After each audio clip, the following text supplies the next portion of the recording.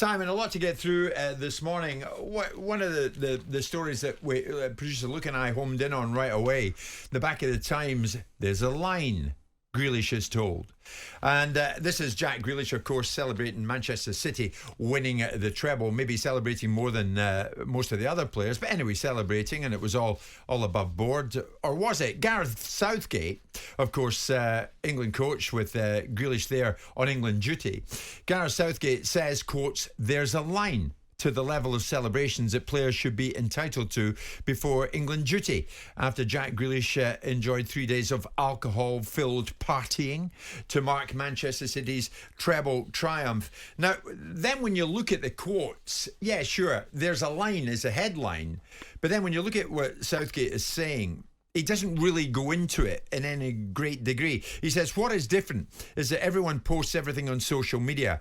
I wouldn't have liked a few of my nights out to be posted publicly. My generation would have been in a lot more problems. So he's saying nowadays, when you can't get away with anything, when everybody's got camera phones and everybody films everything and then posts it, someone like Jack is going to be trending maybe at a time that he doesn't want to be. And maybe this week is a case in point. I mean, is it ridiculous? The optics of it, what do the optics look like? I mean, has the Grealish situation become a ridiculous argument of optics? Does this country merely love to idolise, a Gaza-style maverick? I don't know. I mean, it's a strange one, isn't it? Because only certain sports seem to attract these sort of outlooks at certain times. You don't see tennis players or athletes running around feeling the need to let off steam by consuming inordinate amounts of alcohol. On the flip side, I don't particularly have an issue. I've had an issue with Jack's behaviour where he has let himself down in previous situations where he's been found on the side of the road during lockdown, or he's not been able to turn up to training because he's put himself in a situation, or very young in his career. The stigma has been attached to him that he's a party boy and all of that stuff, and we've seen the legacy of what that can be. Paul Gascoigne is a case in point, and obviously George Best, and we can talk about a variety of different people that have had issues and challenges with alcohol. I don't know if Jack's in that category. If there's a general concern that he is, then there's a necessity for football and it's people that look after him in football to look after him properly. I don't think that. I just think he's a young man in absolute top nick, enjoying himself after an impressive season where he's come to the fore. The questions about his ability to perform at Manchester City's levels are beginning to dissipate, and he's letting off steam. And Southgate is talking about it in a way which attracts a headline for the back page of the newspaper. There is a line, and then you go into the body of what he's saying, and he's saying, this is a non-story, look away. Yes, we did this when we were younger. Yeah. We didn't have them in our thinking, particularly for these sort of meaningless games. And the reality of it is there's nothing here for us to look at. It would have been good if Gareth had said there's a line, but certainly Jack has not crossed it. Yeah, he's just having fun, and he is having fun. We're not giving him a pass here, Jack. I mean, if it was to become habitual practice, then maybe. But Gareth can't really win either which way, because he will be conscious of the fact that everything that comes out of his mouth will be scrutinised, and what he doesn't say will be turned into something that he should have said. I don't see, and I've been very critical of Jack Grealish, I don't see any issue with someone letting off steam. You know, there are better ways to do it in my view, but he's a 26-year-old kid with more money than God, just come off the back of winning a treble. He's in bloody good nick. He's not let anybody down at any time during the course of this season, and that shouldn't be something we're thankful for. It should be something that is a tacit acceptance or expectation of. And I don't see this. I think there's a fascination with Jack Grealish, and that may well be because he's the architect of his own downfall, because he's created a narrative. And once you create a position within the media, I'm not having a go at the media here, by the way. They will constantly, forever refer back to that. Once upon a time, I went to a dressing room at the football club. I was forever an interfering chairman. Once upon a time, Todd Bowley's made a series of mistakes. He'll be a know-nothing chairman for as long as the media want to hang that moniker on him. And Jack will be now considered someone that's fair game, because he's a good-looking lad that's got good-looking girlfriends in his life. He's a flamboyant footballer, and in his background, he's had a few nights out that people have gone, okay. And of course, previous managers have pulled him on it. Media apart, though, in the past, you were critical of him. I was critical of behaviour at that time that warranted criticism. If you're found drunk on the side of a road with one slipper on, one slipper off, having crashed your Range Rover, and ultimately being in a situation where you're breaching COVID rules, you merit criticism. If you then abuse the manager's trust the next time out and are given an opportunity to go out and let off steam, and then you can't turn up for training next morning because you're half cut, you merit criticism. That's fair criticism.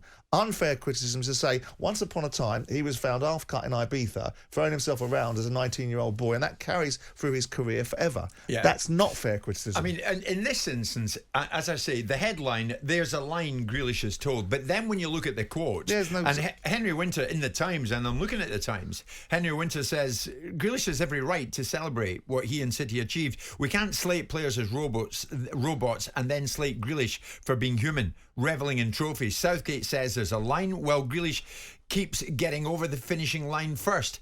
England need to do that. Yes, and that's fine. I don't think Henry needs to justify one example by putting up another.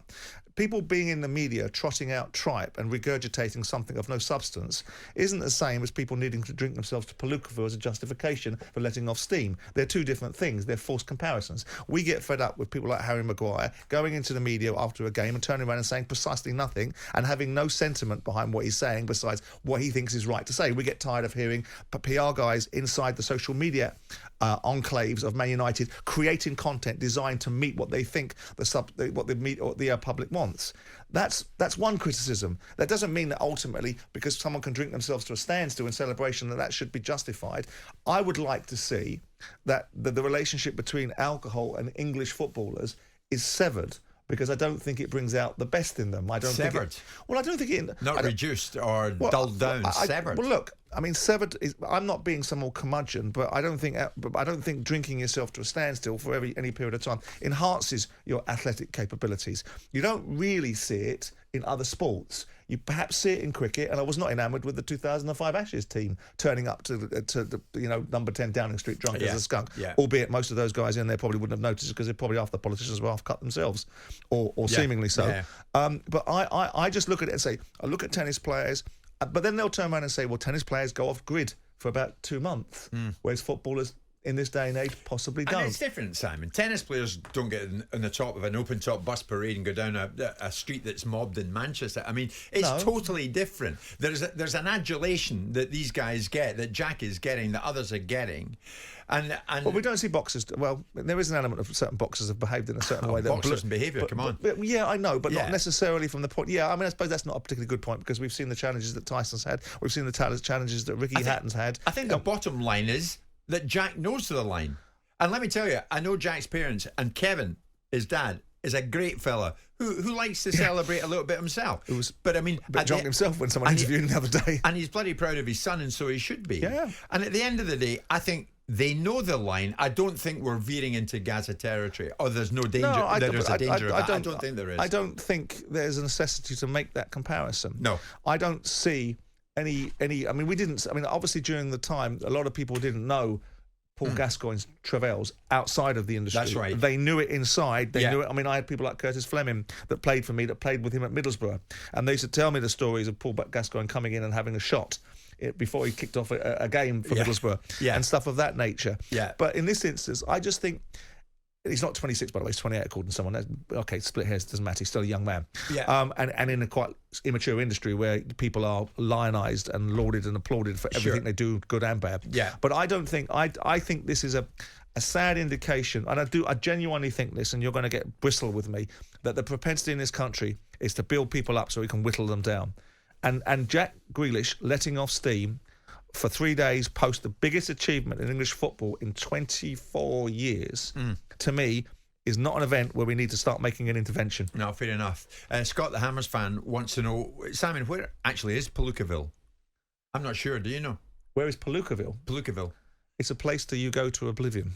Oh, I see. In Palookaville. Jim White and Simon Jordan.